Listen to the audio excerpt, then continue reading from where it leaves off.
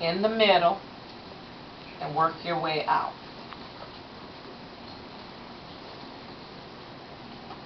Now once I do that, I take and peel and remove.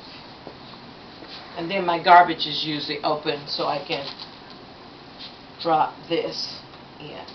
You notice I didn't ball anything up or crumble it up. You tend to want to do it. Now if you want to take and make that a little bit pretty and drier, you can use the second towel.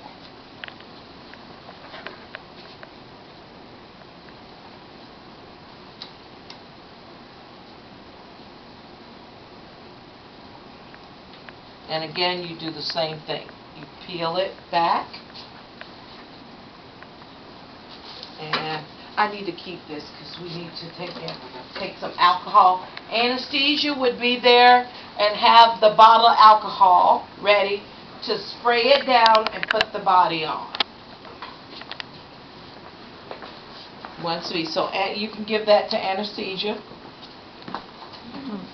And like I said, there is no time frame on this. And I tell people when you paint, think about if you were painting at home.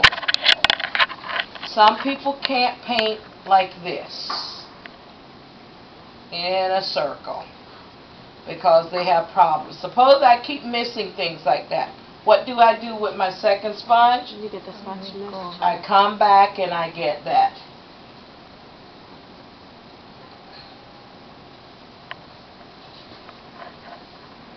And I'm trying to also make sure I don't. Now, I always ask my scrub, too, if I got it far enough down while I'm doing that.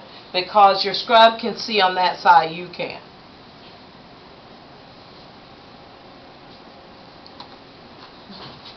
Miss Fee? Yes. Is that the only way we're supposed to do it? What? Or is there different ways to do painting? Yeah, there's different ways you can paint. I'll show you another way you can paint.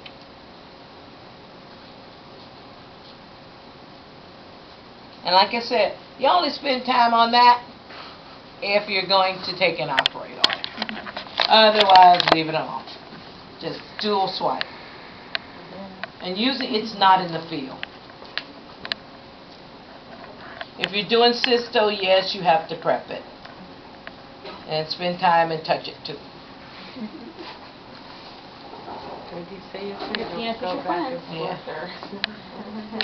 There's a song that touch it, do it, whatever that what's his name says. Okay, now, you know how you asked me a question? Yeah.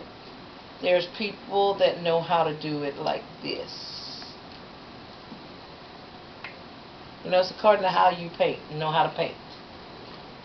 But now, once you come down here and get that line there, you know you can't come back up, so now you gotta figure out. That's why I like putting the stuff on it, because you can figure out where you haven't prepped yet.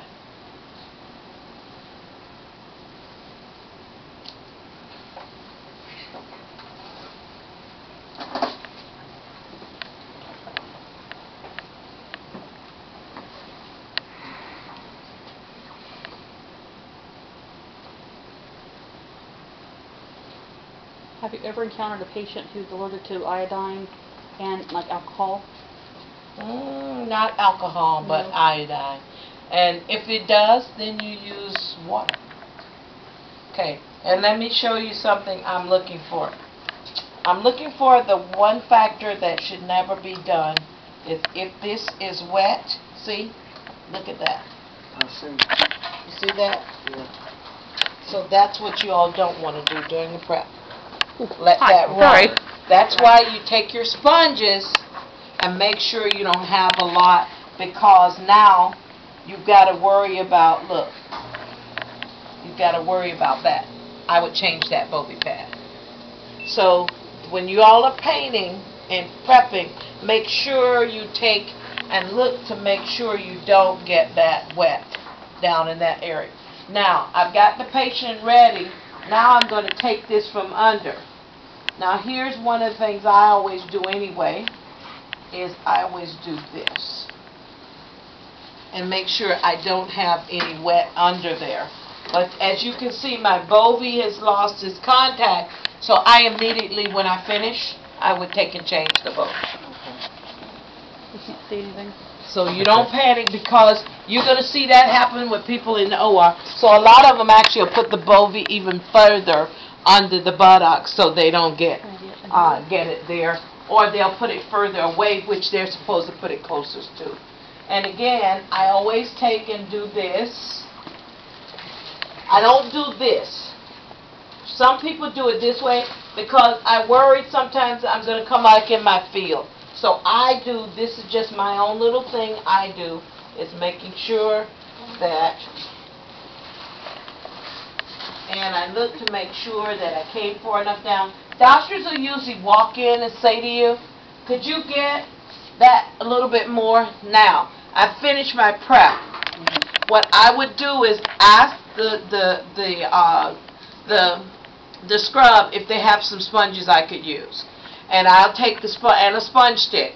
And they can give me a sponge stick and a sponge, and I can actually take and fix that of going down here. And that's only if he's doing something far enough down there. But that's why you always ask when you're prepping, am I far enough down? Unless he's coming down here, this is just incorporated as part of a wide abdominal prep. So you've got your patient prep, you look and you make sure that the patient, and it's going to be easier, like I said, to not miss on the human, because they don't have all these crevices and cracks you got to worry about. And I worry about getting bedded out of this. These stink bad when you get that stuff down in there. And every Friday you all have to clean it. So we have to clean these tomorrow.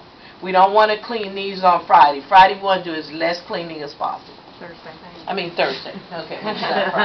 Okay. Won't be here Friday. So now the patient is ready for the next step, which we would do here is anesthesia would come and spray and wipe off this and then tape the body too. Now in the OR, so everybody know this, we don't tape a body. I know. We just take and leave the betadine, and the doctors, orthopedics especially, will bring an alcohol sponge and they will wipe it down, because alcohol helps their drape that you saw, the impregnated drape, stick better. So they're the ones you have to worry about with alcohol, because they love their extremity alcohol. If you're at Tampa General, Dr. Rosemurgy loves alcohol. He actually preps with alcohol. Make sure before you use the bovie that that area is dry. And when they use alcohol, take it away from your back table once they use it, so you don't get it mixed up with anything else. Okay. Any questions on this? Anything different? Yes. If they're doing the lateral position, Mm-hmm. you prep once they're in the lateral position, Mm-hmm. you prep before.